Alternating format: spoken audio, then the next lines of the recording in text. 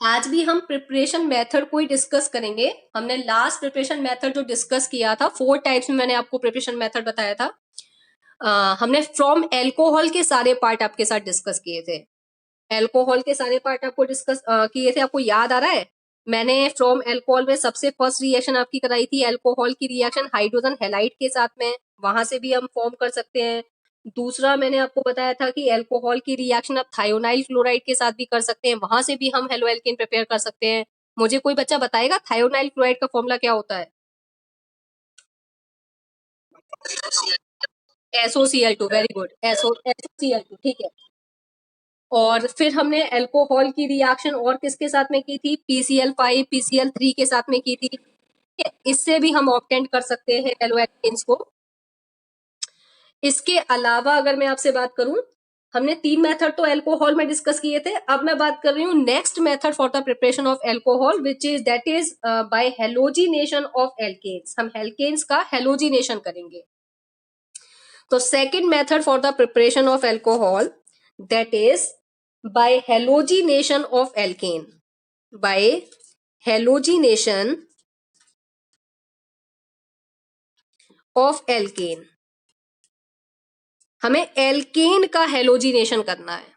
और हेलोजिनेशन का मतलब है एल्केन का Cl2 Br2 I2 या F2 के साथ रिएक्शन करना है, जिसको बेसिकली मैं कह सकती हूँ सब्स्टिट्यूशन रिएक्शन। कौन सी रिएक्शन? Substitution reaction. मतलब अगर मैं कहूं बाय हेलोजिनेशन ऑफ एल्केन या फिर मैं कहूं सब्स्टिट्यूशन रिएक्शन, एक ही बात है। तो बाय हेलोजिनेशन ऑफ एल्केन और सब्स्टिट्यूशन रिएक्शन में मैं कर रहा क्या है, हमें कोई एल्केन लेना है। जैसे मैंने एक एल्केन लिया CH4, दिस इज मीथेन, और मीथेन की रिएक्शन जब मैं Cl2 के साथ कर रही हूं, तो ये जो हेलोजिनेशन प्रोसेस होना है Cl2 के साथ रिएक्शन, ये सनलाइट की प्रेजेंस में होती है। Cl2 के साथ ये रिएक्शन किसकी प्रेजेंस में होती है? सनलाइट की प्रेजेंस में। सनलाइट के लिए हमें पता है, हमने 11th क्लास में भी पढ़ी है रिएक्शन, 10th क्लास में भी पढ़ी है। हम यहाँ पर H न्यू सिंबल भी यूज कर सकते हैं, यूवी रेस भी यूज कर सकते हैं, सनलाइट भी लिख सकते हैं। यहाँ पर आपको पता है कि CH4 का एक H हेलोजन एटम के साथ सब्स्टिट्यूट होगा, यहाँ से एक H हेलोजन एटम से रिप्लेस हो जाएगा। तो हमारा फर्स्ट कंपाउंड जो बना वो बन गया CH3Cl मिथाइल क्लोराइड, और एक HCl के साथ मिलकर HCl की फॉर्मेशन कर देता है। तो ये मेरे को मिल गया हेलो एल्केन। हमारा जो टारगेट है वो हेलो एल्केन ऑब्टेन करना है। हम इससे हेलो एल्केन को ऑब्टेन कर सकते हैं, ठीक है। ये जो रिएक्शन है, इसकी अगर हम मैकेनिज्म की बात करें, तो ये रिएक्शन फ्री रेडिकल सब्स्टिट्यूशन को फॉलो करती है। मतलब इसमें फ्री रेडिकल्स बनते हैं। क्या बनते हैं? Free radicals. सबसे पहले क्या है? सबसे पहले ये Cl2 का मॉलिक्यूल ब्रेक होता है होमोलाइटिक फिजन से, और 2 Cl के फ्री रेडिकल्स बनते हैं। और जिस स्टेप में फ्री रेडिकल्स बनते हैं, 11th में हमने पढ़ा है कि जिस स्टेप में फ्री रेडिकल्स जनरेट होते हैं, उस स्टेप को हम इनिशिएशन स्टेप बोलते हैं। याद आ रहा है कुछ? Initiation step are the step in which free radicals are obtained. जिस स्टेप में फ्री रेडिकल्स ऑब्टेन्ड होते हैं, उस स्टेप को हम इनिशिएशन स्टेप बोल रहे हैं। फिर क्या होता है? सेकेंड स्टेप प्रोपागेशन स्टेप होता है, जिसमें बना हुआ फ्री रेडिकल अदर रिएक्टेंट के साथ में रिएक्ट करता है और एक नया फ्री रेडिकल जनरेट करता है। This step is known as propagation step. तो ये जो बेसिकली रिएक्शन है, ये फ्री रेडिकल मैकेनिज्म को फुलफिल करेगी। मैं मैकेनिज्म को अभी एक बार दोबारा से आपको बताऊंगी। अब यहाँ पर हमारे पास फोकस करना, अगर मैं इस वाले पार्ट को एक्सिस में ले लेती हूँ, इस रिएक्शन में अगर ये वाला पार्ट एक्सिस में है, तो क्या होगा? ये जो दो प्रोडक्ट बने हैं टेस्ट ट्यूब के अंदर, उसके साथ ये वाला पार्ट रिमेनिंग बचेगा, क्योंकि ये तो एक्सिस में है। आपने इसकी रिएक्शन इसके साथ में करी, आपको ये दो प्रोडक्ट मिल गए, लेकिन आपने इसको एक्सेस में लिया है, तो ये वाला पार्ट बचेगा। तो ये वाला पार्ट फिर से टेस्ट ट्यूब में होगा, और ये Cl2 वाला पार्ट फिर से CH3Cl के साथ में रिएक्ट कर सकता है। तो जब ये वाला पार्ट CH3Cl के साथ में फिर से Cl2 वाला पार्ट रिएक्ट करेगा, तो फिर से क्या होगा? फिर से सब्स्टिट्यूशन होगा, एक H फिर से निकलेगा, तो क्या बन जाएगा? CH2Cl2 बन जाएगा, और HCl फिर से निकल जाएगा। इस तरीके से आप देखेंगे, अगर इसको अभी भी ये एक्सिस में है, तो फिर से ये वाला पार्ट इसके साथ में रिएक्ट करेगा, और क्लोरोफॉर्म की फॉर्मेशन हो जाएगी CH2Cl2 plus Cl2 in the presence of sunlight to give CHCl3. It is known as chloroform. The common name of that compound is chloroform. और वैसे हम इसको क्या बोलेंगे? इसका IUPAC नेम क्या होगा? इस कंपाउंड का IUPAC नेम बताओ। क्लोरोफॉर्म का आईयूपीएसी नेम बताओ। 1,1,1 ट्राइक्लोरोमीथेन। ठीक है, ठीक है, ठीक है। अब अगर मेरा अभी भी Cl2 वाला पार्ट एक्सिस में है तो ये फिर से इस वाले क्लोरोफॉर्म के साथ में रिएक्ट कर सकता है, और लास्ट जो मुझे इस सब्स्टिट्यूशन रिएक्शन का जो लास्ट प्रोडक्ट ऑब्टेन हो सकता है वो है कार्बन टेट्राक्लोराइड। अब ये रिएक्शन प्रोसीड नहीं होगी, यहां सब्स्टिट्यूशन रिएक्शन स्टॉप हो जाएगी, क्योंकि अब इस कंपाउंड के पास एक भी हाइड्रोजन एटम लेफ्ट नहीं बचा, और जब इस कंपाउंड के पास कोई हाइड्रोजन एटम है ही नहीं तो सब्स्टिट्यूशन रिएक्शन के चांसेस खत्म।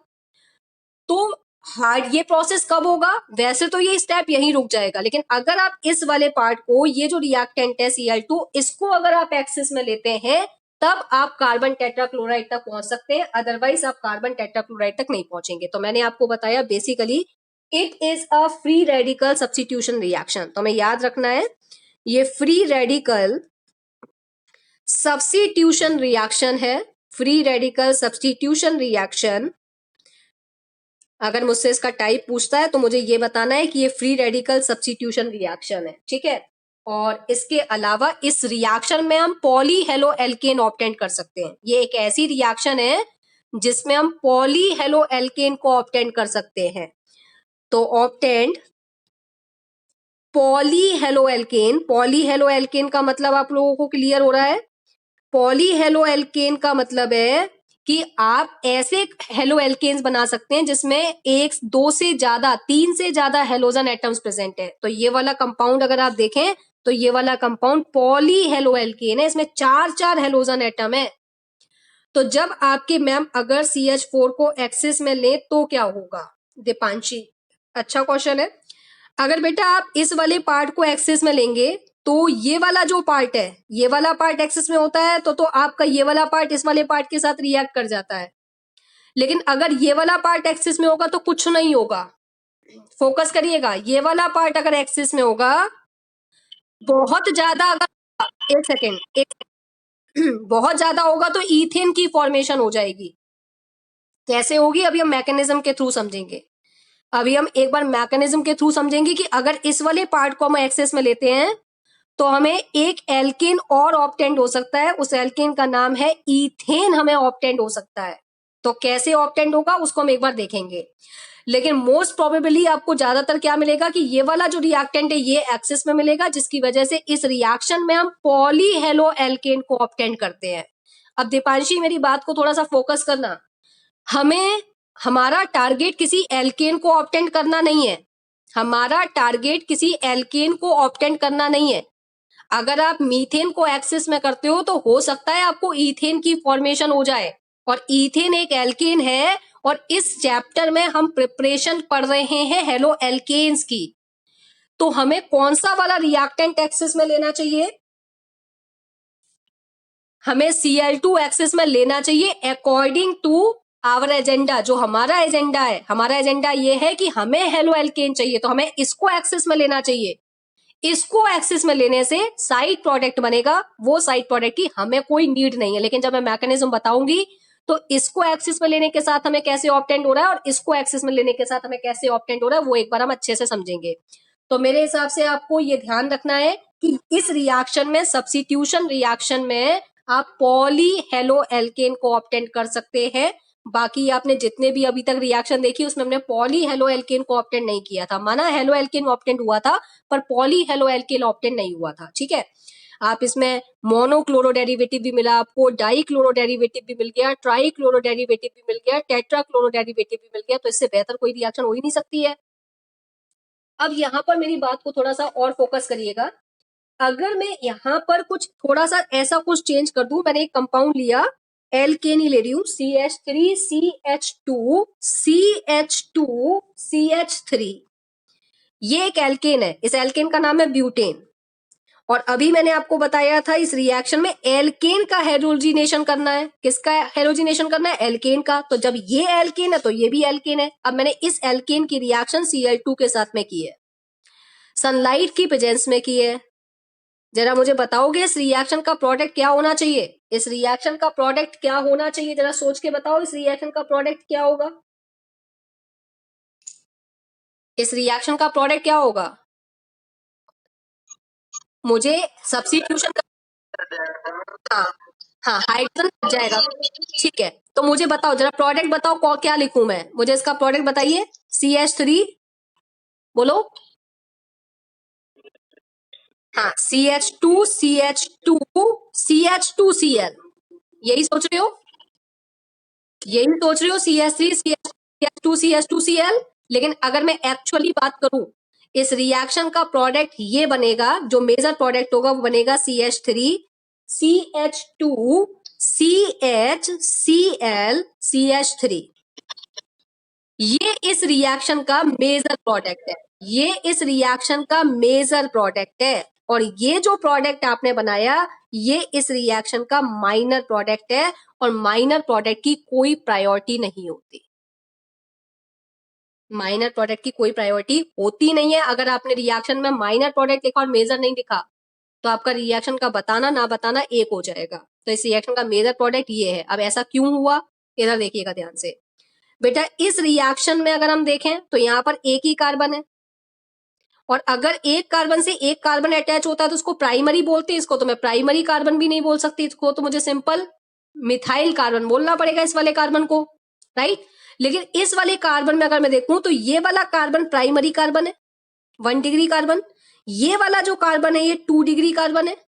ये वाला कार्बन भी 2 डिग्री कार्बन है। और ये वाला जो कार्बन है ये ये भी 1 डिग्री कार्बन है। तो दो 1 डिग्री कार्बन है, दो 2 डिग्री कार्बन है।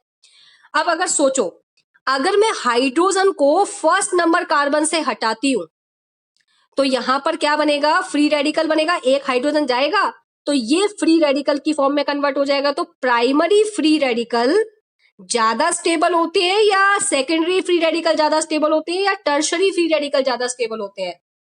जो टर्शरी, जो कार्बोकैटाइन का टर्शरी, जो कार्बोकैटाइन का जो रिएक्ट स्टेबिलिटी ऑर्डर है, वही स्टेबिलिटी ऑर्डर फ्री रेडिकल्स में है।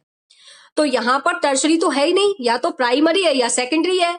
तो मुझे सेकेंडरी वाले कार्बन से हाइड्रोजन को हटाऊंगी तो ज्यादा स्टेबल प्रोडक्ट मिलेगा, या प्राइमरी कार्बन से हाइड्रोजन को हटाकर ज्यादा स्टेबल प्रोडक्ट मिलेगा? सेकेंडरी से हटाने पर ज्यादा स्टेबल प्रोडक्ट मिलेगा। तो चाहे तो आप इस कार्बन से हाइड्रोजन को हटाएं, चाहे आप इस कार्बन से हाइड्रोजन को हटाएं। तो मैंने इस वाले कार्बन से हाइड्रोजन को हटाया था, जैसा कि आप देखिए, इस वाले कार्बन से मैंने हाइड्रोजन को हटाया और ये मेरा मेजर प्रोडक्ट बना 2 क्लोरोब्यूटेन। और 1 chlorobutane is not a major product, it is a minor product. यहां तक बात सबको क्लियर हो गई होगी। अब यहां पर बस ये बात मैंने आपको ये रिएक्शन इसलिए बताई है कि अगर कोई बड़ा एल्केन को देता है तो आपको इस बात का ध्यान रखना है। अगर कोई बड़ा एल्केन देता है और अगर उसमें टर्शरी वाला कार्बन प्रेजेंट है, तो सबसे पहला काम आपको ये करना है कि टर्शरी कार्बन से हाइड्रोजन को हटाना है। ठीक है, तो ये बात आपको क्लियर हो गई होगी। अब यहां पर जैसा मैंने अभी आपको बताया कि टर्शरी फ्री रेडिकल की स्टेबिलिटी ज्यादा होती है, उसके बाद सेकेंडरी की, उसके बाद प्राइमरी की। तो अगर आपको टर्शरी एल्केन अगर कोई मिल जाए, तो उसमें आपको ये ध्यान रखना है कि हाइड्रोजन टर्शरी वाले कार्बन से ही हटाएं। ठीक, इसके बाद मैं बात करूंगी, अभी हम इसकी मैकेनिज्म को खोलेंगे, थोड़ा सा मैकेनिज्म वाला पार्ट आएगा तब हम डिस्कस करेंगे।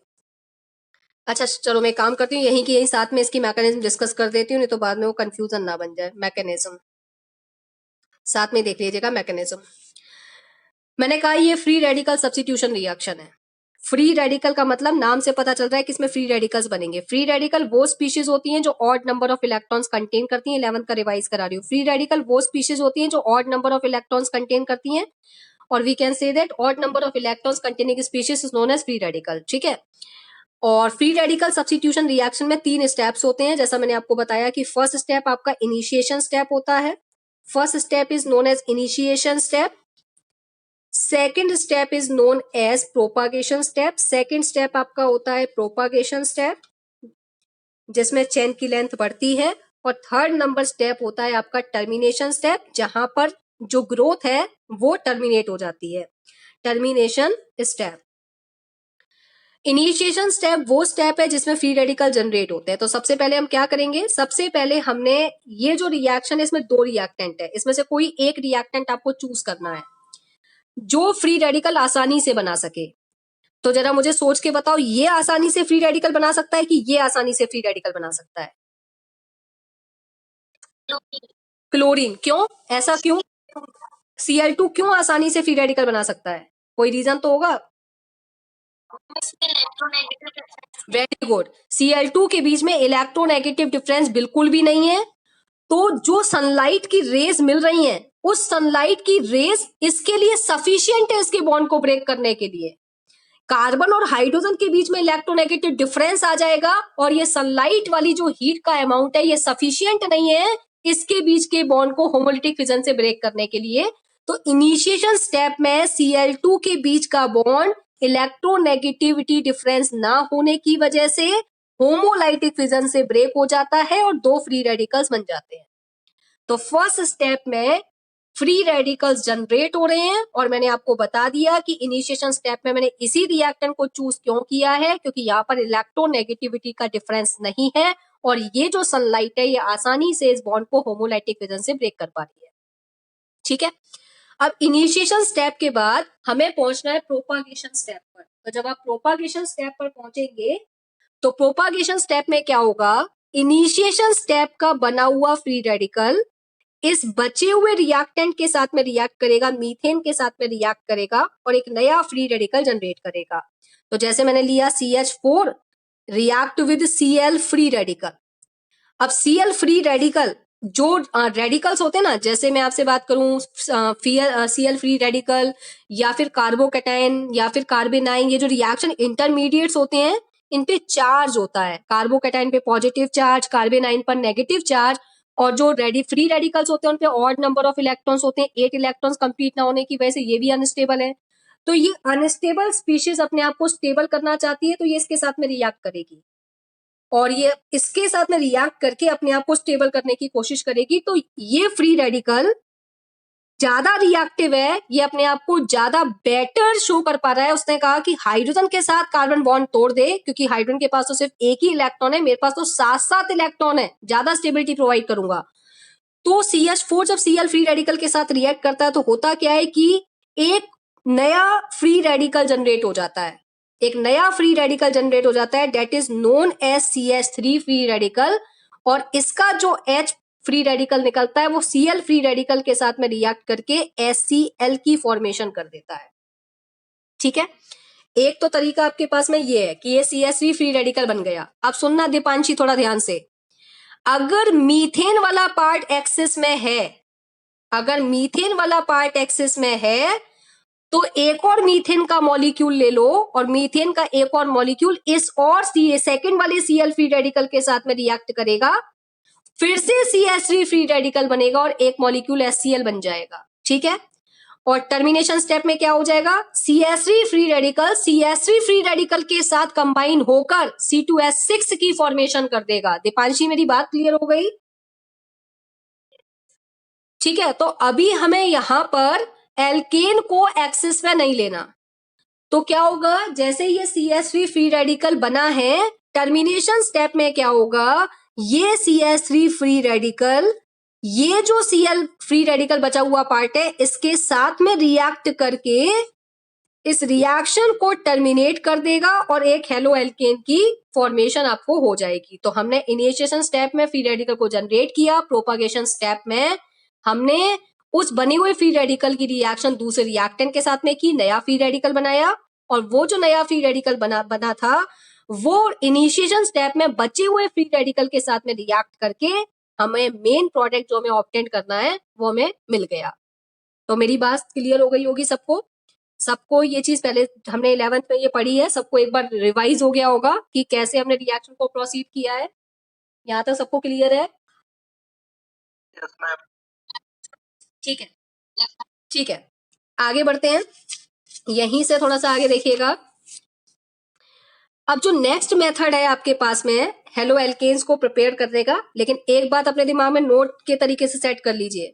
क्या सेट करना है आपको अपने दिमाग में कि ये जो सेकंड मेथड मैंने आपके साथ में डिस्कस किया है ये एकमात्र मेथड है जिससे आप पॉली हेलो एल्केन्स को ऑब्टेंट कर सकते हैं। तो दिमाग में अच्छे से सेट कर लेना, क्योंकि कन्वर्जन के समय आपको सोचना पड़ेगा।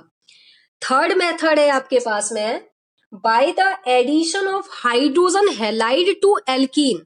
आपके पास एक मेथड और है, by the addition of by the addition of hydrogen halide, hydrogen halide को मैं HX सिंबल से रिप्रेजेंट कर रही हूं, यहाँ पर Cl लगा दूंगी तो हाइड्रोजन क्लोराइड हो जाएगा, Br लगा दूंगी हाइड्रोजन ब्रोमाइड हो जाएगा, I लगा दूंगी हाइड्रोजन आयोडाइड हो जाएगा, तो उसको बोलते हैं हाइड्रोजन हैलाइड। तो by the addition of hydrogen halide to alkene, आपको एल्कीन पर क्या करना है, एल्कीन पर HX का एडिशन करना है, एल्कीन के ऊपर इसका एडिशन करना है, इसको ऐड करना है, तो भी आपको हेलो एल्केन ऑब्टेंड हो जाएगा। एक एग्जांपल के साथ समझते हैं। जैसे मैंने एक एल्कीन लिया CH2 डबल बॉन्ड CH2, इसका नाम है इथीन। इस इथीन का मैंने रिएक्शन करी किसके साथ में, HCl के साथ में। इथीन की मैंने रिएक्शन किसके साथ में की, HCl के साथ में। तो क्या होगा, ये जो H वाला पार्ट है और Cl वाला पार्ट, इसके बीच का बॉन्ड टूट जाएगा।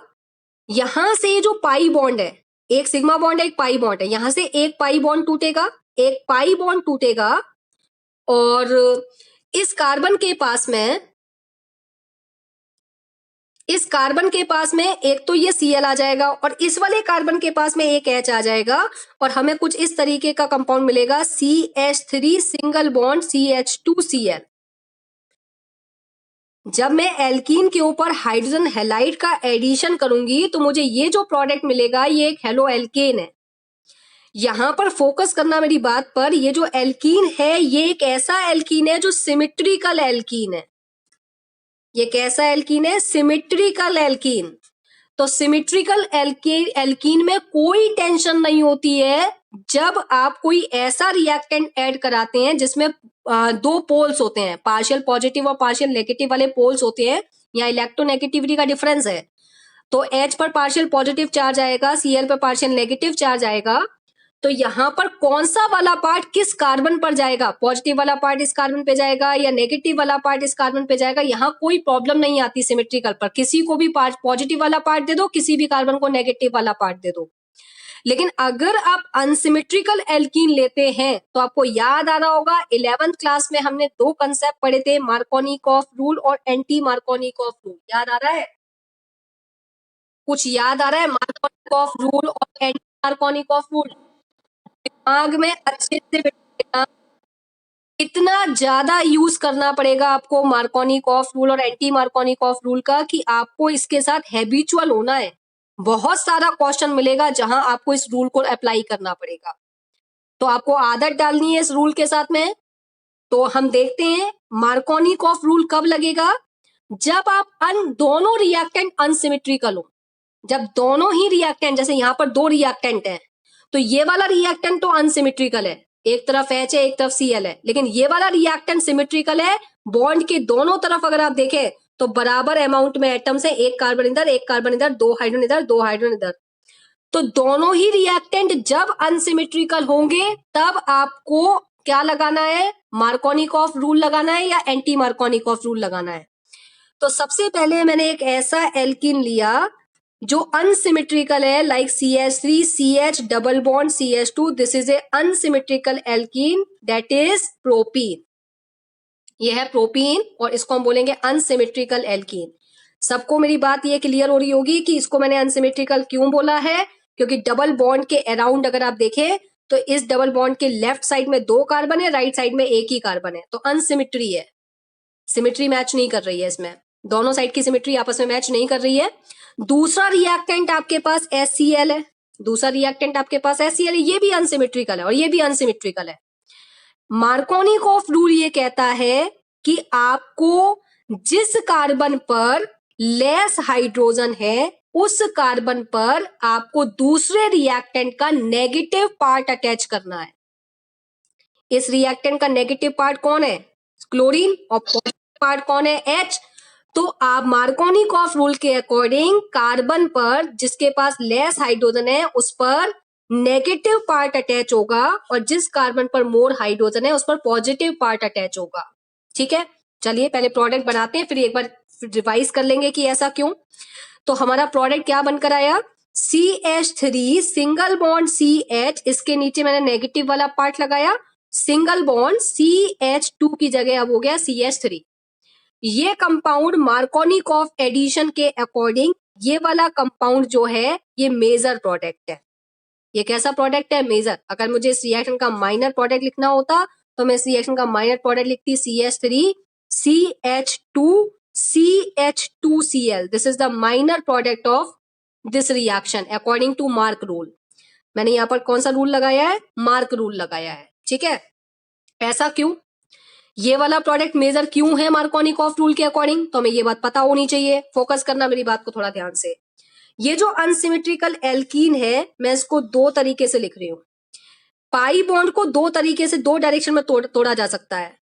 ये जो पाई बॉन्ड के दो इलेक्ट्रॉन्स हैं, या तो वो इस डायरेक्शन में बॉन्ड इस डायरेक्शन में टूटे या बॉन्ड इस डायरेक्शन में टूटे। अगर मैं बॉन्ड को इस डायरेक्शन में तोड़ती हूं तो यहां पर दो इलेक्ट्रॉन नेगेटिव चार्ज आएगा और इस कार्बन पर पॉजिटिव चार्ज आएगा। इस तरीके से टूटेगा CH3 CH single bond CH2 और इसके पास में आ गए दो इलेक्ट्रॉन नेगेटिव चार्ज और इस कार्बन पर आ गया पॉजिटिव चार्ज। अगर मैं बॉन्ड को ऐसे, अभी तो मैंने बॉन्ड को ऐसे तोड़ा है, यहां पर मैंने बॉन्ड को कैसे तोड़ा है? इस तरीके से तोड़ा है। मैं यहां पर लिख देती हूं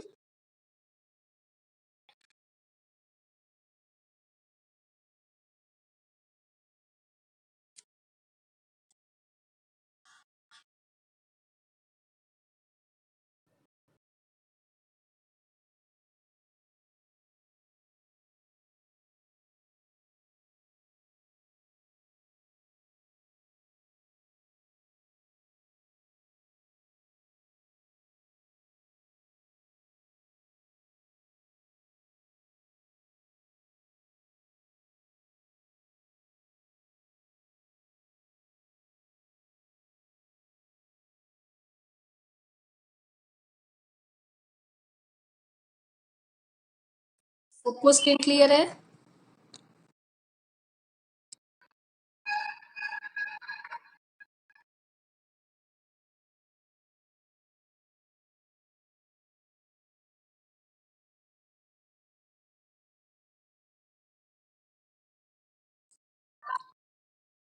यस।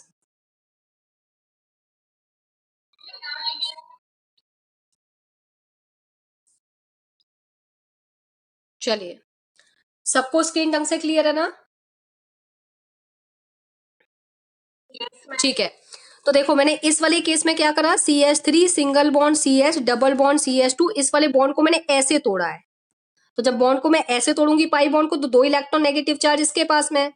अगर मैं इसी बॉन्ड को इस डायरेक्शन में तोड़ती हूँ तो क्या होता है? CH3 सिंगल बॉन्ड CH, अब इस कार्बन के पास दो electron negative charge, single bond CH2 और इस कार्बन के पास पॉजिटिव चार्ज। तो जब आपने बॉन्ड का डायरेक्शन कुछ ऐसा रखा है, CH डबल बॉन्ड CH2, आपके बॉन्ड का डायरेक्शन अब की बार ऐसे है, तो आपको ये इंटरमीडिएट मिलेगा। ये इंटरमीडिएट जो है ये प्राइमरी कार्बोकेटाइन है। इस इंटरमीडिएट को हम बोल रहे हैं प्राइमरी कार्बोकेटाइन, और इस इंटरमीडिएट को हम बोल रहे हैं सेकेंडरी कार्बोकेटाइन। ये जो इंटरमीडिएट है ये आपका सेकेंडरी कार्बोकेटाइन है।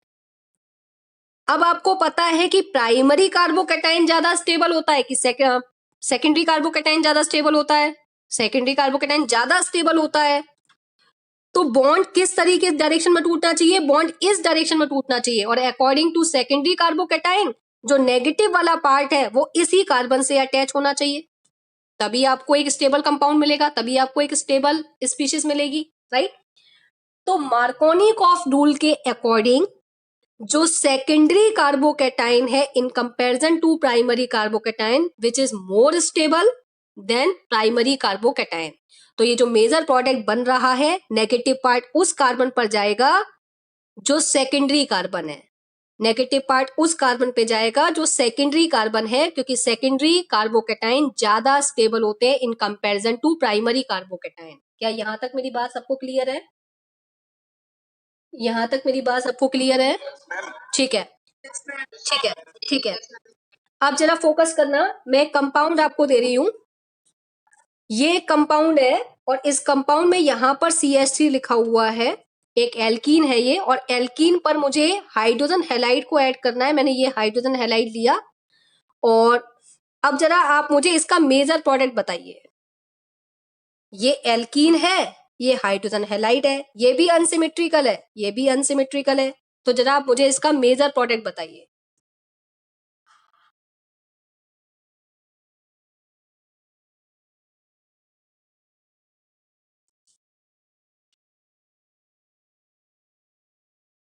आप मुझे इसका मेजर प्रोडक्ट बताइए, क्या हुआ, कंफ्यूजन हो रहा है?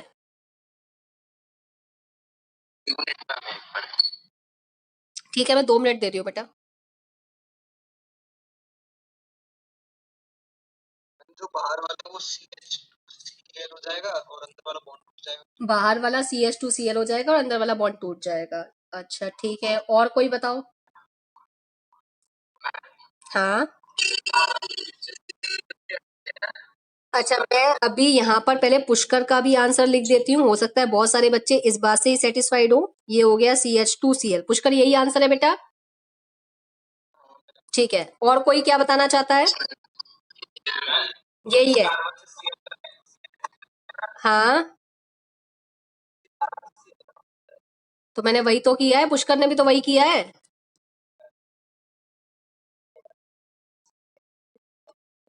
अच्छा, मतलब इस वाले कार्बन से हेलोजन, आप ये कहना चाह रहे हो कि ये वाला कंपाउंड बनना चाहिए, ये तो CH3 ऐसे ही रखा रहे और यहाँ पर Cl आ जाए, राइट?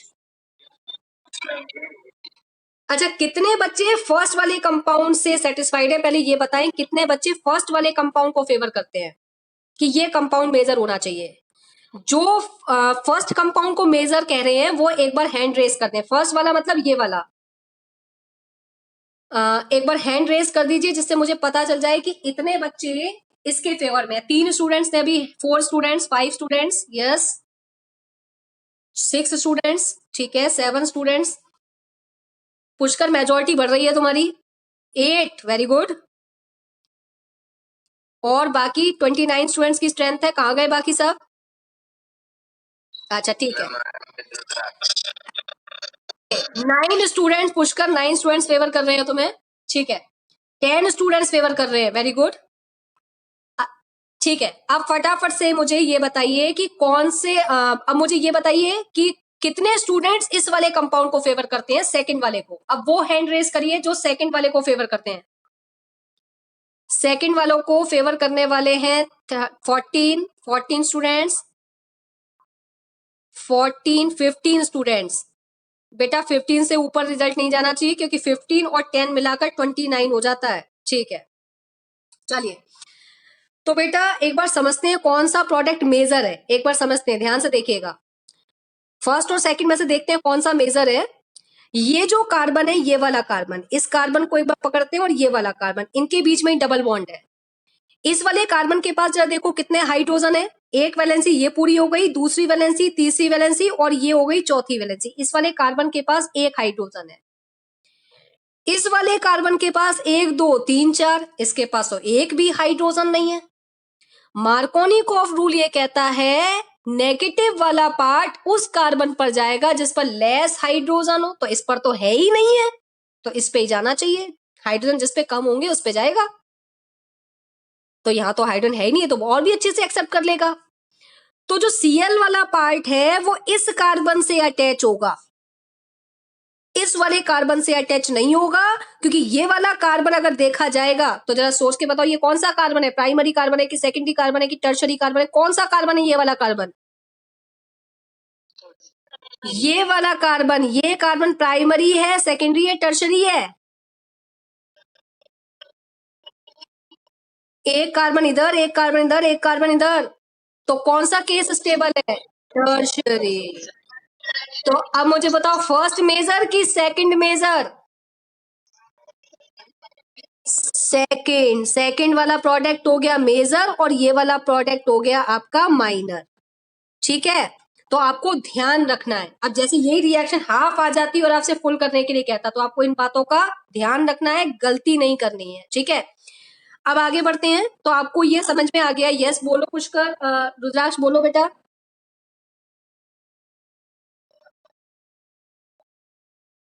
माइनर होता है, माइनर होता है, मैं ये नहीं कह रही हूं नहीं होता, लेकिन उसके होने की प्रोबेबिलिटी बहुत कम होती है।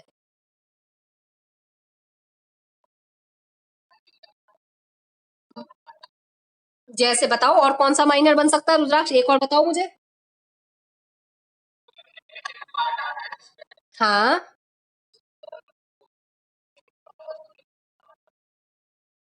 मुझे प्रोडक्ट बताओ, कौन से प्रोडक्ट की बात कर रहे हो?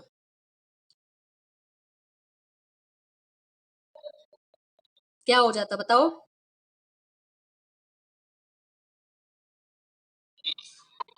हाँ बोलो। हाँ रिंग बना दी, बोलो आगे। CH3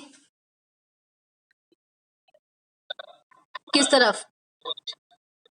इधर, इधर Cl लगा दूं? अच्छा, इधर ये वाली, यहाँ लगा दूं Cl, यहाँ Cl लगाऊं? अच्छा ठीक है, ठीक है, मैंने यहाँ पर Cl लगा दिया, ठीक है ठीक है, कोई दिक्कत वाली बात नहीं है। फोकस करो रुद्राक्ष, जरा पॉइंट पर वापस आओ। ये जो कार्बन है, ये वाला कार्बन, ये वाला कार्बन कौन सा कार्बन है, प्राइमरी सेकेंडरी? तो टर्शरी पे आना ज्यादा मेजोरिटी का केस है या सेकेंडरी पे आना ज्यादा मेजोरिटी का केस है? तो कौन सा मेजर प्रोडक्ट होना चाहिए बेटा? हाँ माइनर हो सकता है, माइनर में कोई दिक्कत नहीं है, माइनर आप इसको भी बना सकते हैं, लेकिन हाँ बना सकते हैं, इसको कोई दिक्कत नहीं है माइनर। मतलब माइनर प्रोडक्ट होते नहीं रहते, माइनर प्रोडक्ट बनने की प्रोबेबिलिटी बहुत कम होती है। जैसे अगर मैं कोई रिएक्शन करने जा रही हूं तो हो सकता है मुझे ये भी ना मिले और ये भी ना मिले, मुझे सिर्फ यही मिले। और कई बार ऐसा केस हो जाता है कि 80% तो मुझे मेजर तो मिला ही, 20% बाय डिफॉल्ट ये मिल गया। तो माइनर का होना ना होना एक बराबर समझ लीजिए, क्योंकि माइनर कई बार तो बनते ही नहीं है, ऑब्टेंड ही नहीं होते। क्योंकि हमने केमिकल काइनेटिक्स में पढ़ा था कि हमें बहुत सारे फैक्टर्स देखने होते हैं जब केमिकल रिएक्शन होती है, ओरिएंटेशन फैक्टर कैसा है, रिएक्टिव इंटरमीडिएट कौन सा बन रहा है, कौन ज्यादा स्टेबल होगा, किन के बीच में कॉलिजन होगा, इफेक्टिव कॉलिजन होगा कि नहीं होगा, बहुत सारे फैक्टर्स होते हैं एक रिएक्शन को कंप्लीट होने में। समझ रहे हो मेरी बात को? तो जरूरी नहीं है ये माइनर प्रोडक्ट बनते ही बनते हैं, माइनर प्रोडक्ट हो सकता है बनते बने ही ना रिएक्शन में। मेजर तो जब भी तो कहा जाता है कि जब भी आप रिएक्शन को कंप्लीट कर रहे हैं तो मेजर का लिखना कंपलसरी है, माइनर नहीं भी लिखोगे तो चलेगा, मेजर तो बनता ही बनता है। और कई बार तो ऐसा होता है कि 100% मेजर बनता है, माइनर बिल्कुल बना ही नहीं, एक भी परसेंट नहीं बना। कई बार ऐसा होता है मेजर की ईल्ड 90% मिल जाती है और माइनर की ईल्ड 10% ही मिलती है, इसलिए मेजर को लिखना कंपलसरी होता है। रुद्राक्ष मेरी बात क्लियर हो गई? हाँ बोलो मनीष।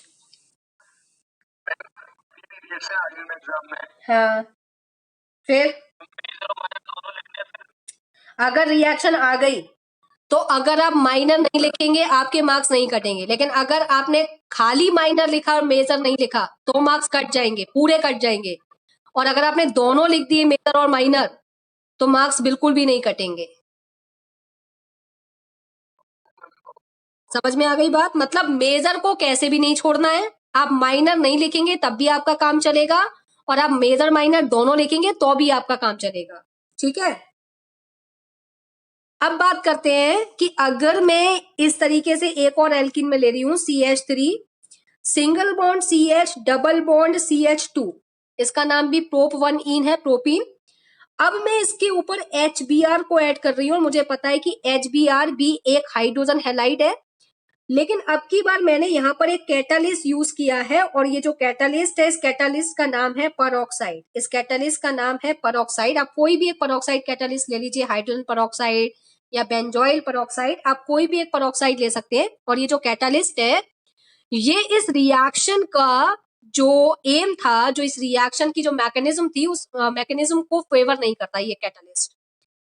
मार्कोनिकॉफ रूल को ये फेवर नहीं करता ये कैटालिस्ट, ये एंटी मार्कोनिकॉफ रूल पर अप्लाई होता है। जब आप पेरोक्साइड कैटालिस्ट लेते हैं तो ये रिएक्शन अब मार्कोनिकॉफ रूल के अकॉर्डिंग प्रोसीड नहीं होती, अब ये एंटी मार्कोनिकॉफ रूल के अकॉर्डिंग प्रोसीड होती है। और एंटी मार्कोनिकॉफ रूल ये कहता है जिस कार्बन पर ज्यादा हाइड्रोजन उस पर नेगेटिव पार्ट, और जिस पर कम हाइड्रोजन उस पर पॉजिटिव पार्ट। ठीक है, ये रिएक्शन जो चलती है, फर्स्ट वाली जो रिएक्शन चल रही है, ये reaction free radical substitution reaction नहीं है। फर्स्ट वाली जो मार्कोनिकॉफ रूल को फॉलो करती है वो फ्री रेडिकल मैकेनिज्म को फॉलो नहीं करती, इसमें फ्री रेडिकल जनरेट नहीं होते, इसमें कार्बोकैटाइंस जनरेट होते हैं। जैसे मैंने आपको दिखाया कि इसमें कार्बोकैटाइन इंटरमीडिएट बनता है। इसमें बॉन्ड हिट्रोलाइटिक फिजन से टूटते हैं, जहां मार्कोनिकॉफ रूल लगता है वहां पर बॉन्ड का फिजन हिट्रोलाइटिक तरीके से होता है और रिएक्शन इंटरमीडिएट कार्बोकेटाइन बनते हैं। एंटी मार्कोनिकॉफ रूल में जो बॉन्ड का फिजन होता है वो होमोलाइटिक फिजन होता है, फ्री रेडिकल्स बनते हैं और ये फ्री रेडिकल मैकेनिज्म को फॉलो करता है। और वो किसको फॉलो करता है? वो फॉलो करता है जिसमें रिएक्शन इंटरमीडिएट कार्बोकेटाइन बनता है। ठीक है, तो according to anti Mark rule अगर हम इस प्रोडक्ट का मेजर प्रोडक्ट देखें एंटी मार्क, तो हमारा मेजर प्रोडक्ट हमें क्या मिलेगा? CH3। अब जो Br वाला पार्ट है वो इस कार्बन पर आएगा, तो CH3 CH2 single bond CH2Br, this is the major product of this reaction and this is the minor product of this reaction. तो जरा इसकी मैकेनिज्म को भी एक बार रिवाइज कर लेंगे जिससे आपको याद आ जाए कि हाँ ये मैकेनिज्म हमने 11th क्लास में पढ़ी थी। एक बार इसकी मैकेनिज्म को भी हम देख लेते हैं कि पेरोक्साइड के आने से ऐसा क्या हुआ। तो पेरोक्साइड के आने से ऐसा क्या हुआ एक बार देखते हैं। आपके सिलेबस में यहाँ पर जो कैटालिस्ट यूज करना है वो वैसे तो आपको एक ही करना है, बेंजोइल पेरोक्साइड।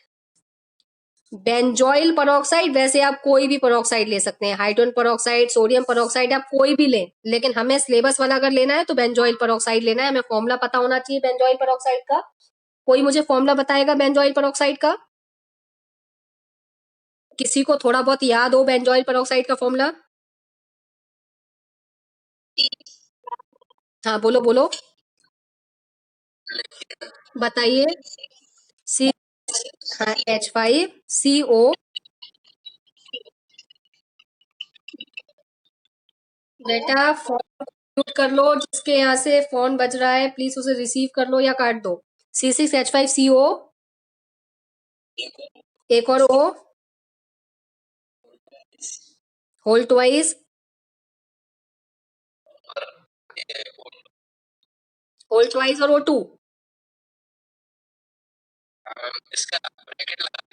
सोच के बोल रहे हो ना हितेंद्र एक बार? हाँ मतलब थोड़ा सा कंफ्यूजन में आ रहे हो। हाँ बोलो। अच्छा फोकस करो, क्या है मैंने जो लिखा है वो सही है? हम्म, सही है? सही है, याद रखो C6H5। एक और आएगा बेटा, परऑक्साइड की पहचान होती है दो ऑक्सीजन पास। ये परऑक्साइड की पहचान है, ये दो ऑक्सीजन एक साथ लिंक होते हैं। ठीक है चलो, अब ये सबसे पहले मैंने परऑक्साइड लिया है, सबसे ज्यादा जो रोल प्ले किया है वो इसने किया है, मार्कोनिकॉफ रूल को उल्टा करने का जो काम किया है वो इसने किया है। तो सबसे पहले कैटालिस्ट अपना रोल प्ले करेगा, हल्की सी भी हीट मिलेगी तो यहां से ये वाला जो बॉन्ड है ये होमोलाइटिक फिजन से ब्रेक हो जाएगा और जैसे ये होमोलाइटिक फिजन से ब्रेक होगा हमें दो फ्री रेडिकल्स मिलेंगे, 2 moles of C6H5 C double bond O single bond O और ये फ्री रेडिकल, इसको बोलेंगे बेंजोइल फ्री रेडिकल। ये हमें बेंजोइल फ्री रेडिकल ऑब्टेंड हो गया, इसके 2 मोल्स हमें ऑब्टेंड हो गए। अब क्या होगा, ये जो फ्री रेडिकल है ये फर्दर थोड़ी सी भी हीट मिलने पर फर्दर डिवाइड होगा। अब मैंने आपको अगर मैं बताऊं तो यहां पर ये जो बॉन्ड है ये बॉन्ड इस कार्बन और इस कार्बन के बीच में है, कार्बन और कार्बन के बीच में यहां पर भी इलेक्ट्रोनेगेटिविटी का कोई डिफरेंस नहीं है। और हमें पता है कि अगर मैं इस वाले बॉन्ड को यहां से होमोलाइटिक फिजन से ब्रेक कर दूं तो ये वाला एक इलेक्ट्रॉन तो इस कार्बन के पास चला जाएगा और एक इलेक्ट्रॉन इस कार्बन के पास आ जाएगा। ये इलेक्ट्रॉन इस इलेक्ट्रॉन के साथ मिलकर एक स्टेबल प्रोडक्ट फॉर्म कर सकता है जिसको हम बोल रहे हैं carbon dioxide. Carbon dioxide gas का स्ट्रक्चर क्या होता है? यही तो होता है कार्बन डाइऑक्साइड गैस का स्ट्रक्चर।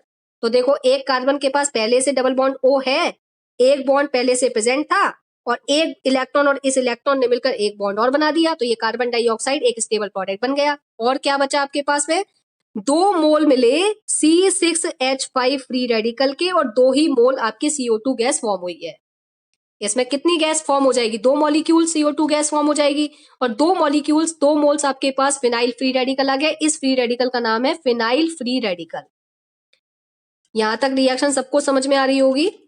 अब ये जो फ्री रेडिकल है, ये फ्री रेडिकल रिएक्ट करेगा किसके साथ में? ये फ्री रेडिकल रिएक्ट करेगा किसी एक रिएक्टेंट के साथ में। दो रिएक्टेंट है आपके पास रिएक्शन में, एक तो अनसिमेट्रिकल एल्कीन और एक हाइड्रोजन हैलाइड। तो हाइड्रोजन हैलाइड के साथ ये वाला पार्ट रिएक्ट करेगा, C6H5 free radical react with hydrogen halide.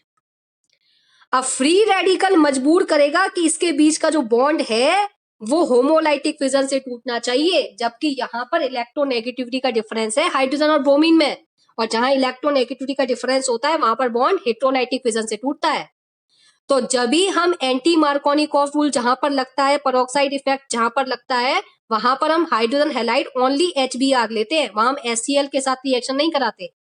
आपको 11th क्लास का याद आ रहा होगा कि जब एंटी मार्कोनिकॉफ रूल लगता है तो जो हाइड्रोजन हैलाइड होता है वो सिर्फ HBr होता है, HCl के साथ कभी भी एंटी मार्क रूल नहीं लगता, इवन HF के साथ भी नहीं लगता और HI के साथ भी नहीं लगता। सिर्फ HBr अगर हाइड्रोजन हैलाइड की फॉर्म में होता है और कैटालिस्ट आपका पेरोक्साइड होता है तभी हम एंटी मार्क रूल लगाते हैं। तो यहाँ पर इलेक्ट्रोनेगेटिव का डिफरेंस उतना ज्यादा नहीं है जितना HF या HCl के बीच में है, तो ये बॉन्ड उतना स्ट्रॉन्ग बॉन्ड नहीं है। तो ये फ्री रेडिकल आसानी से इस बॉन्ड को होमोलाइटिक फिजन से तोड़ सकता है। तो जब ये होमोलाइटिक फिजन से ये बॉन्ड टूट जाता है तो क्या होगा? फिर से क्या होगा? ये फ्री रेडिकल इस फ्री रेडिकल के साथ मिलकर एक स्टेबल प्रोडक्ट को फॉर्म करता है जिसका नाम है C6H6 बेंजीन, और एक नया फ्री रेडिकल बन गया Br फ्री रेडिकल। तो ये जो स्टेप था फर्स्ट वाला, इस वाले स्टेप को हम स्टेप नंबर फर्स्ट बोल देते हैं क्योंकि ये इनिशिएशन स्टेप है। इनिशिएशन स्टेप वो स्टेप होता है जिसमें फ्री रेडिकल जनरेट होते हैं। तो देखो फ्री रेडिकल जनरेट हो रहे हैं, ये जनरेट हुआ, ये जनरेट हुआ। प्रोपागेशन स्टेप वो स्टेप होता है जिसमें इनिशिएशन स्टेप में बना हुआ फ्री रेडिकल किसी एक रिएक्टेंट के साथ रिएक्ट करता है और एक नया फ्री रेडिकल बनाता है, तो this is a new free radical. ठीक है, अब ये जो न्यू फ्री रेडिकल बना है, ये फ्री रेडिकल बचे हुए रिएक्टेंट के साथ में रिएक्ट करेगा। बचा हुआ रिएक्टेंट आपके पास में क्या है? CH3 single bond CH double bond CH2, और ये आ गया आपके पास में Br फ्री रेडिकल। अब दो तरीके हैं, ये वाला जो बॉन्ड है डबल बॉन्ड, ये भी देखो ध्यान से देखना, ये बॉन्ड कार्बन कार्बन के बीच में है और कार्बन कार्बन के बीच में कोई इलेक्ट्रोनेगेटिविटी डिफरेंस नहीं है, और जब कोई इलेक्ट्रोनेगेटिव डिफरेंस नहीं है तो ये बॉन्ड भी होमोलाइटिक फिजन से टूटेगा। और सराउंडिंग भी ये चाहती है कि बॉन्ड होमोलाइटिक फिजन से टूटे। 90% तो सराउंडिंग डिसाइड करती है कि बॉन्ड कैसे टूटेगा। तो सराउंडिंग में फ्री रेडिकल है और फ्री रेडिकल अपने आप को स्टेबल करना चाहता है, तो उसको एक और फ्री रेडिकल चाहिए जुड़ने के लिए, तभी वो टर्मिनेट हो सकता है। तो ये चाहता है कि यहां से भी फ्री रेडिकल जनरेट हो। तो यहां से ये जो बॉन्ड है पाई बॉन्ड, ये दो तरीके से टूट सकता है।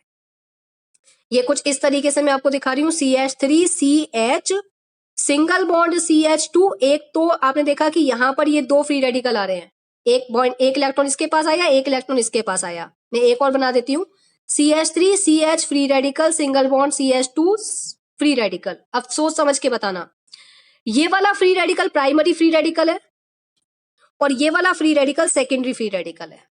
ये वाला free radical primary free radical है, ये वाला free radical secondary free radical है। चेष्टा सिर्फ ये प्रॉब्लम आपको फेस हो रही है या बाकी सबको भी हो रही है? सही चल रही है। चेष्टा दोबारा से रिकनेक्ट करो, चेष्टा रिकनेक्ट करो, रिज्वाइन कर लो एक बार। तो देखिए ये वाला ये फ्री रेडिकल जो है, ये वाला कार्बन ये प्राइमरी फ्री रेडिकल है और ये वाला कार्बन सेकेंडरी फ्री रेडिकल है। जरा सोच समझ के बताओ कौन सा वाला फ्री रेडिकल ज्यादा स्टेबल होता है? सेकेंडरी वाला फ्री रेडिकल ज्यादा स्टेबल है।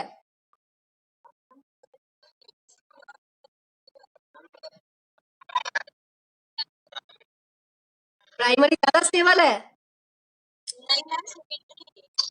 सेकेंडरी ज्यादा स्टेबल है। तो देखो Br तो इसी कार्बन पर आना चाहिए, फिर तो मार्कोनिकॉफ का उल्टा हुआ ही नहीं। प्राइमरी है, अच्छा प्राइमरी में होगा। यार तुम लोग तो कभी अपनी बात पे ही नहीं रहते हो। अच्छा तुम स्टार्टिंग से प्राइमरी बोल रहे हो। मैंने स्टार्टिंग में आपको ये बताया कि कार्बोकैटायन का जो स्टेबिलिटी ऑर्डर है वही स्टेबिलिटी ऑर्डर फ्री रेडिकल का है।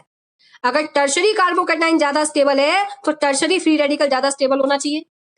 सेकेंडरी कार्बोकैटायन ज्यादा स्टेबल है, नहीं मैं कहाँ घुमा रही हूँ, मैं तो वही बात बोल रही हूँ जो पहले से अब तक रही हो।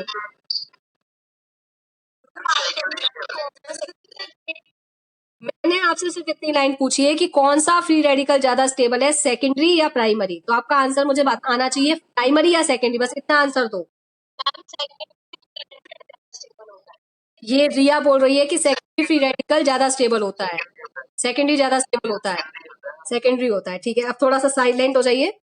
अगर सेकेंडरी ज्यादा स्टेबल है, अगर सेकेंडरी ज्यादा स्टेबल है तो फिर तो आपका जो प्रोडक्ट बनेगा मेजर, वो तो फिर मार्क रूल को उल्टा कर ही नहीं रहा है। अगर बी आर को मैं यहां पर अटैच कर दूं, अगर मैं बी आर को यहां पर अटैच करती हूं तो प्राइमरी है, और अगर मैं बी आर को यहां पर अटैच करती हूं तो ये सेकेंडरी है। चलो कोई बात नहीं, कंफ्यूज मत होना आप, मैंने कंफ्यूज किया है तुम लोगों को, कंफ्यूज मत होना, सुनना ध्यान से आप। इधर देखो, ये जो स्टेप चल रहा है ये स्टेप टर्मिनेशन स्टेप नहीं है, पहली बात दिमाग में सेट करिए, ये स्टेप टर्मिनेशन स्टेप नहीं है, ये प्रोपागेशन स्टेप ही चल रहा है, ये स्टेप प्रोपागेशन स्टेप ही चल रहा है अभी। टर्मिनेशन स्टेप तो वो स्टेप होता है जिसमें फ्री रेडिकल के साथ जुड़ता है। टर्मिनेशन स्टेप तो वो स्टेप होता है जिसमें फ्री रेडिकल के साथ जुड़ता है।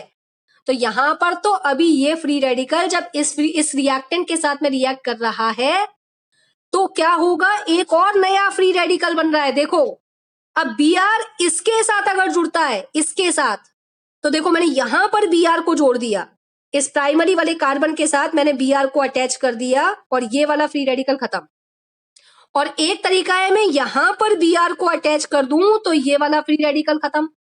ठीक है, अब जरा सोच के बताओ, अब रिएक्ट करने के बाद दो नए फ्री रेडिकल बनने की प्रोबेबिलिटी है, एक ये फ्री रेडिकल बनने की प्रोबेबिलिटी और एक ये फ्री रेडिकल बनने की प्रोबेबिलिटी। ये नए फ्री रेडिकल्स बन गए प्रोपागेशन स्टेप में, ये भी तो फ्री रेडिकल है, ये फ्री रेडिकल है या नहीं, अभी इसके पास एक इलेक्ट्रॉन है कार्बन के पास, तो ये फ्री रेडिकल है, और इस कार्बन के पास भी फ्री रेडिकल है, ये भी फ्री रेडिकल है।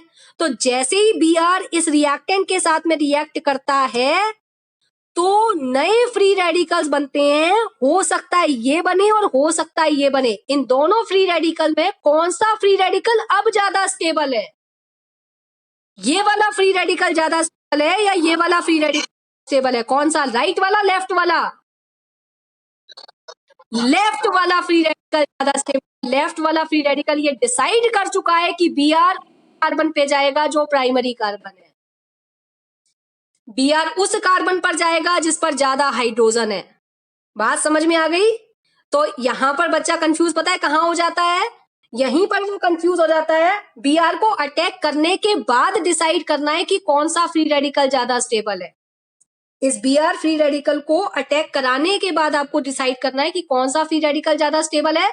तो आपको पता है ये वाला फ्री रेडिकल ज्यादा स्टेबल है क्योंकि ये सेकेंडरी फ्री रेडिकल है, and secondary free radical is more stable in comparison to primary free radical, more stable, and this is primary free radical and this is less stable, this is less stable। तो अब आपको जो H positive का attack कराना है वो H positive इस वाले कार्बन के फ्री रेडिकल पे अटैक करेगा और एक स्टेबल प्रोडक्ट फॉर्म करेगा, और वो जो स्टेबल प्रोडक्ट बनेगा वो आएगा CH3CH2Br।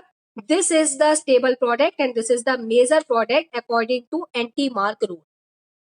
सबको मेरी बात यहां तक समझ में आ गई, यहां तक मेरी बात सबको क्लियर हो गई। अब ठीक है, अब यहां पर एक बात और अच्छे से सेट कर लीजिए, अभी 11th का ही पॉइंट चल रहा है ये, परोक्साइड इफेक्ट सिर्फ और सिर्फ HBr के साथ लगेगा, आपका हाइड्रोजन हैलाइड HBr होना चाहिए और परोक्साइड कैटालिस्ट होना चाहिए। अगर एल्कीन के साथ HBr तो है पर परोक्साइड नहीं है तो मार्कोनिकॉफ रूल लगाना है। अगर एल्कीन के साथ HBr है और परोक्साइड है तो एंटी मार्क रूल लगाना है। एंटी मार्क सिर्फ हाइड्रोजन ब्रोमाइड के साथ लगता है, हाइड्रोजन फ्लोराइड के साथ इसलिए नहीं लगता क्योंकि वहां होमोलिटिक फिजन से बॉन्ड नहीं टूट पाता, इतनी एनर्जी नहीं होती। HCl में भी इलेक्ट्रोनेगेटिव डिफरेंस ज्यादा होता है तो बॉन्ड होमोलैटिक फिजन से नहीं टूट पाता, इसलिए उसके साथ भी एंटी मार्कोनिकॉफ रूल अप्लाई नहीं होता। HBr का बॉन्ड उतना स्ट्रॉन्ग नहीं होता है इसलिए होमोलिटिक फिजन से ब्रेक हो जाता है। और फ्री रेडिकल मैकेनिज्म को फॉलो कर पाता है, इसलिए यहाँ पर एंटी मार्कोव रूल फॉलो होता है। HI का बॉन्ड और वीक हो जाता है, लेकिन HI के साथ में एक केस है कि HI रिड्यूसिंग एजेंट है जो क्या है, रिवर्सिबल होता है और उसको रिवर्सिबल रिएक्शन होता है। तो रिवर्सिबल रिएक्शन में हमें प्रॉपर वो प्रोडक्ट ऑब्टेन्ड नहीं हो पाता जो प्रोडक्ट हमको चाहिए। ठीक है, तो हमें सिर्फ परऑक्साइड इफेक्ट HBr के साथ ही अप्लाई हो सकता है। एंटी मार्कोनिकॉफ रूल में आपको तभी लगाना है जब यह परऑक्साइड हो और हाइड्रोजन हैलाइड सिर्फ और सिर्फ HBr हो। इस बात का ध्यान रखना है। मार्कोनिकॉफ रूल आप HCl के साथ लगाएं, HBr के साथ लगाएं, HI के साथ लगाएं, किसी के साथ कोई दिक्कत नहीं है।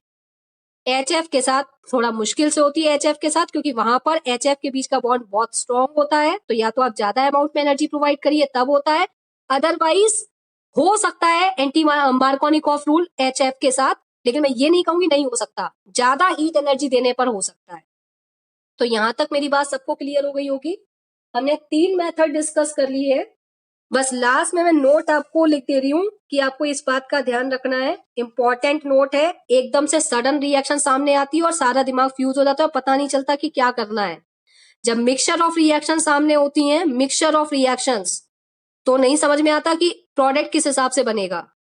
अभी तो आप एक ही चैप्टर पढ़ रहे हैं तो आपको लग रहा है अरे यार 4-5 रिएक्शन है, 6-7 रिएक्शन है, दिमाग में सेट हो गई। लेकिन जब सारे चैप्टर की रिएक्शन, इतनी सारी रिएक्शन आपके दिमाग में आएंगी ना, तो ये कहानी पजल बनती जाएगी।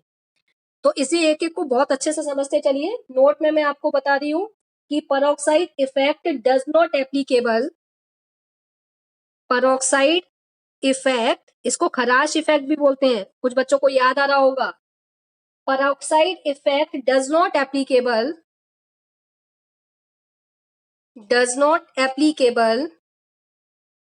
For HI, HF and HCl, इनके साथ एप्लीकेबल नहीं होता। Peroxide effect is also known as Kharasch effect, Kharasch नाम के साइंटिस्ट ने दिया था, इसको हम खराश इफेक्ट भी बोलते हैं। ठीक है, और हमें एंटी मार्क रूल तो पता ही है। तो यहां तक हम डिस्कस कर चुके हैं। अभी हमारा एक मेथड और रह गया है, मोस्ट इंपॉर्टेंट मेथड है वो मेथड और हम डिस्कस करेंगे, और देन हम बात करेंगे फिर उसके बाद preparation methods of hello arenes की। यहाँ तक सबको क्लियर है ना? किसी को कोई कंफ्यूजन तो नहीं चल रहा? अभी आज तो मेरे ख्याल से ऐसा कोई टॉपिक डिस्कस नहीं हुआ जो 12th का हो। यस, बोलो। मैम इसमें जो मेजर बना है